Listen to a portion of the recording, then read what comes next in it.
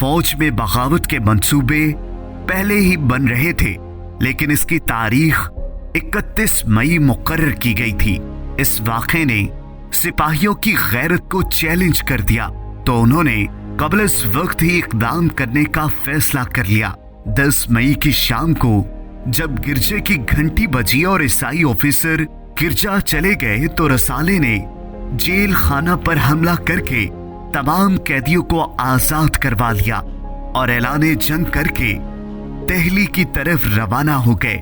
मेरठ में एक अनसर जो लूट मार का शाइक था, अंग्रेजों के मुकाबले पर आया, लेकिन खुलकर मुकाबला करने के बजाय उन्होंने बाज़ ऑफिसरों के बंगलों को लूटने पर इत्तफाक किया, लेकिन बाज़ यूरोपियों को कत्ल भी कर दिया। दिल्ली मेरठ के इनकलाबी सिपाही जब दिल्ली पहुंचे तो यहाँ भी इनकलाब आ गया।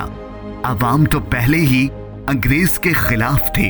चंद खुशामदी ऑफिसरों के बलबूते पर अंग्रेज दिल्ली पर कब्जा नहीं रख सकते थे, इसलिए उन्हें शहर इनकलाबियों के हवाले करना पड़ा।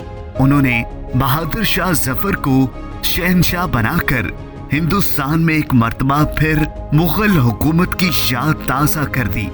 बहादुर शाह जफर बहुत बूढ़ा हो चुका था, इसलिए किसी इनकलाबी तहरीक की क़यादत इसके बस का रोग न थी। इसके एक बेटे मिर्जा मुगल को इनकलाबी फौज का सरबराह बना दिया गया, लेकिन इंतजामी सलाहियत ना बाप में मौजूद थी और ना बेटे में। इनकलाबी फौज के पास वसाइल ना होने के बराबर थे।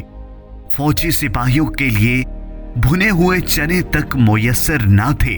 खुद शहंशाह के पास ना खजाना था और ना ही दिल्ली के मतमूल लोग उसे कर्ज देने पर आमादा थे। फौज को मुनज़्ज़म करने वाला कोई भी ना था। बख्त खान बरेली से 14,000 फौज लेकर पहुंचा तो इनकलाबी तहरीक में किसी हद तक तंजीम पैदा हुई। एक तीसरी फौज जनरल सुधारा सिंह की क़यादत में आज़ादी के उसूल के लिए लड़ रही थी। टोनक, नजफगढ़, झांसी, झज्जर, हिसार, सहारनपुर, बरेली, नसीराबाद और बनारस से भी हुर्रियत पसंद दिल्ली पहुंचे। ताहम दिल्ली की फौज के 3 कमांडर मिर्जा मुगल, जनरल बख्त खान और जनरल सुधारा सिंह के दरमियान बाहमी एतमाद की कमी थी और शहंशाह की चहेती मलका जो मिर्जा मुगल की मां थी, अंग्रेजों की मदद से अपने बेटे को तख्त का वारिस बनाने के ख्वाब देख रही थी। 26 मई को सलीमगढ़ के किले पर नस्ब तोपों को पत्थर भरकर नाकारा बना दिया गया। लोगों को शुबा था कि ये काम हकीम एहसनुल्लाह खान, महबूब अली खान और मलका जीनत महल अंग्रेजों के इमाम पर किया है। 29 मई को हकीम एहसनुल्लाह ने हुर्रियत पसंदों को मेरठ जाकर अंग्रेजों का मुकाबला करने का हुक्म दिया। इसका वाज़िह मकसद ये था कि दिल्ली में हुर्रियत पसंदों की तादाद कम हो जाए। जून 1957 में हुर्रियत पसंद दस्ते मुसलसल दिल्ली का रुख कर रहे थे। बागपुत में हुर्रियत पसंदों ने अंग्रेज फौज की रसद लूट ली। मथर इसे इन्फेंट्री का एक दस्ता कुछ सवार और खजाना लेकर दिल्ली आ गया। अलीपुर से बड़ी तादाद में ऊंट हुर्रियत पसंदों के हाथ लगे। 9 जून को हुर्रियत पसंदों और अंग्रेज दस्तों के दरमियान भरपूर जंग होती रही और अंग्रेज फौजी बदील हो गए। 12 जून को हुर्रियत पसंद ने फ्लैग स्टाफ पर अचानक हमला करके कैप्टन नॉक्स को कत्ल कर दिया। 17 जून को अंग्रेज फौज ने कुशनगंज पर हमला करके हुर्रियत पसंदों का मोर्चा तबाह कर दिया। 18 जून को हुर्रियत पसंदों ने हिंदू राय के घर पर हमला करके वहां पर मुकीम कई बरतानवी फौजी ऑफिसरान हलाक कर दिए। 19 जून को नसीराबाद में भी ऐसी ही कार्रवाई हुई और अंग्रेजी फौज के 10 ऑफिसर और 100 से ज्यादा फौजी मारे गए। जून 1857 की लड़ाइयों में अंग्रेजी फौज को जो नाकामियां हुई उनसे उनके हौसले पस्त हो रहे थे।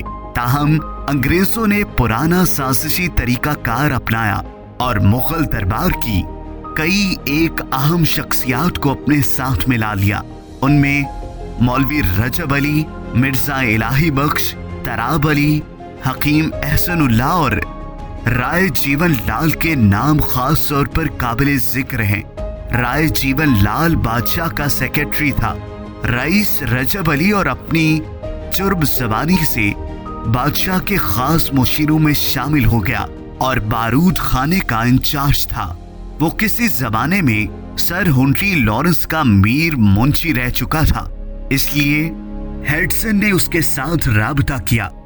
उसने 29 जुलाई को एक मकतूब के जरिए हेडसन को इत्तला दी कि उसने बादशाह को इस बात पर आमादा कर लिया था कि वो खुफिया तौर पर शहर का एक दरवाजा खुला छोड़कर अंग्रेजी सिपाह को शहर में दाखिल होने दे। इसके एवज बरतानवी हुकूमत उसके वारिसों से बेहतर सलूक करेगी। ताहम हकीम एहसनुल्लाह की मुखालफत की वजह से ये मंसूबा कामयाब नहीं हो सका। रजब अली ने 17 अगस्त को शाही बारूद खाना ही को आग लगवा दी, जिससे ना सिर्फ बारूद खाना जल गया बल्कि 500 से ज्यादा हुर्रियत पसंद भी हलाक हो गए। बारूद की कमी ने हुर्रियत पसंदों की कमर तोड़ दी। अंग्रेजों ने दिल्ली पर कब्जे के बाद रजब अली को इस खिदमत के सिले में 5000 रुपए इनाम और अरस्तु जा खान बहादुर का खिताब दिया था। मिर्जा इलाही बख्श भी हेडसन को खुफिया खतूत लिखने वालों में शामिल था।